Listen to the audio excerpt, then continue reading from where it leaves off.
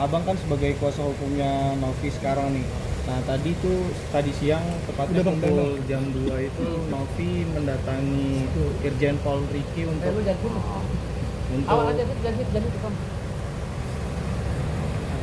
konsultasi hukum nih Bang, dan sekaligus meminta Irjen Pol itu untuk menjadi kuasa hukumnya. Mungkin seperti apa menanggapinya Bang? Kapan tuh? Kapan? Tadi siang tepatnya jam 2-an Bang ke kantor. Kuasa hukum untuk apa lagi?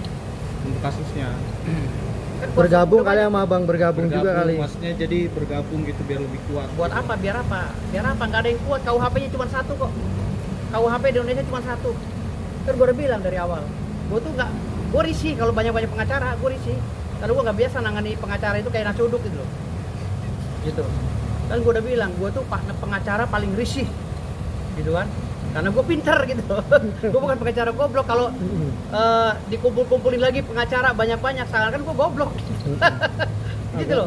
Buat apa? KUHP-nya cuma satu kok. Gue dokter hukum.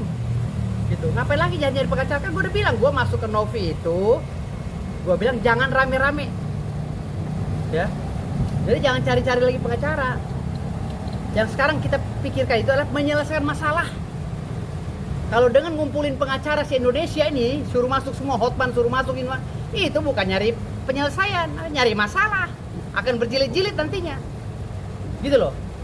Jadi, gua nggak tahu deh, baru dengar kabar dari lu nih, si Novi cari pengacara lagi. Berarti secara pribadi abang nggak setuju tuh dengan sikap Novi yang... Nggak setuju dong, kan gua udah bilang dari awal. Gua mau masuk ke timnya Novi karena pengacara yang sesudah-sudah katanya sudah mundur. Oke, kalau sudah mundur gua masuk. Gitu loh. Kalau gue udah masuk dia masih cari pengacara lagi, ya berarti nggak menghargai gue dong. Gitu loh. Apa perlu? Nih gue turunin lagi pengacara dari pembasmi. Ada 1.200 orang. Kalau Novi kurang ya nggak apa-apa, asal sanggup bayarnya gue turunin 1.200. Gitu. Ya, Memang ada bukan masalah itunya. Sekarang masalahnya bagaimana caranya permasalahan ini selesai gitu loh. Dan gue tadi pagi sudah WA sama Farhad Abbas, ya. Farhad Abbas sudah berbicara dengan gue panjang lebar. Ya, artinya di sini gue bilang ketum, kan gue panggil dia ketum karena kita satu partai kan kemarin. Ini bagaimana? Ada celah nggak Novi untuk didamaikan dengan si Agus? Gue panjang lebar, udah oke. Farhad Abbas pun sudah oke kok. Mau dia berdamai.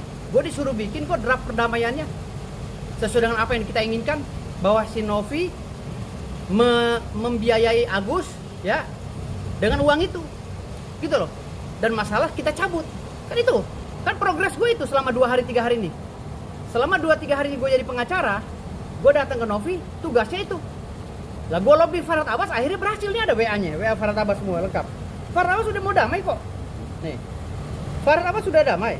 Sudah mau damai dengan kita. Nah, di WA Farhad Abbas. Nih, dari mulai sini nih. Ini WA Farhad Abbas semua.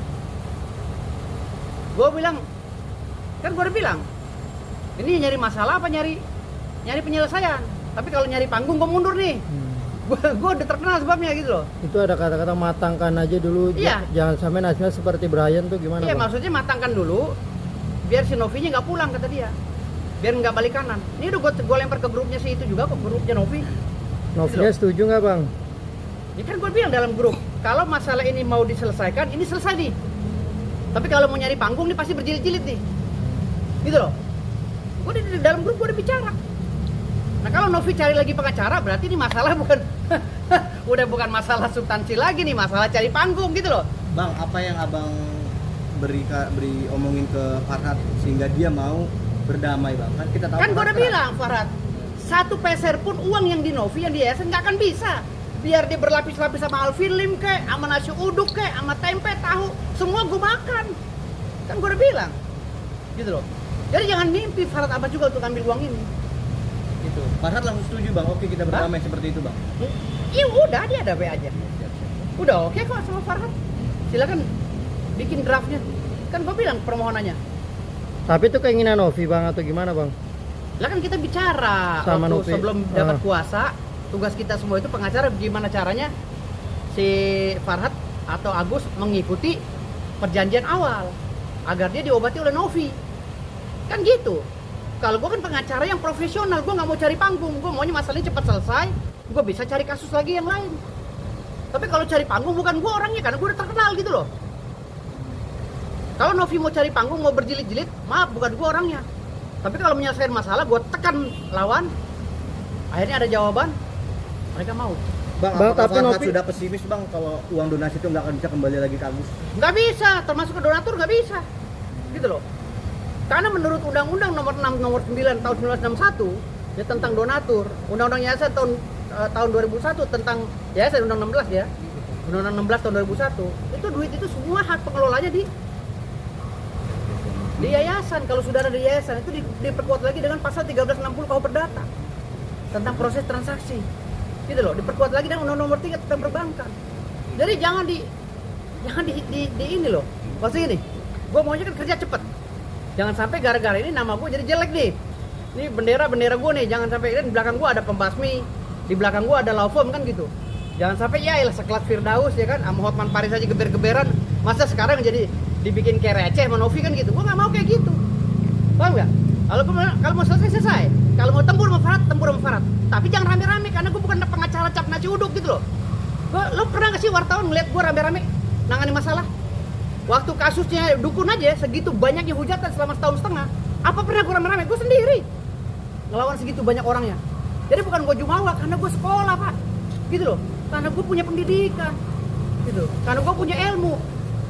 Bang, awalnya gimana Bang Novi menghubungi Abang untuk meminta bantuan sebagai kuasa hukum atau seperti apa Bang? Kalau menghubungi sih dari awal, ya. Kalau menghubungi itu gue bilang gue dari awal. Kalau menghubungi gue tuh orang-orang yang Novi dari awal. Ada beberapa akun yang mengimbok gue minta tolong, ya.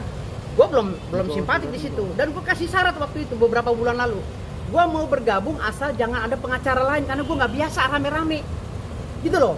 Karena nama gue udah besar, gitu loh. Gue nggak biasa rame-rame, takutnya ada yang sok pinter, ya, yang belum mumpuni ilmu hukumnya sok pinter ngomongnya belepotan, gitu loh.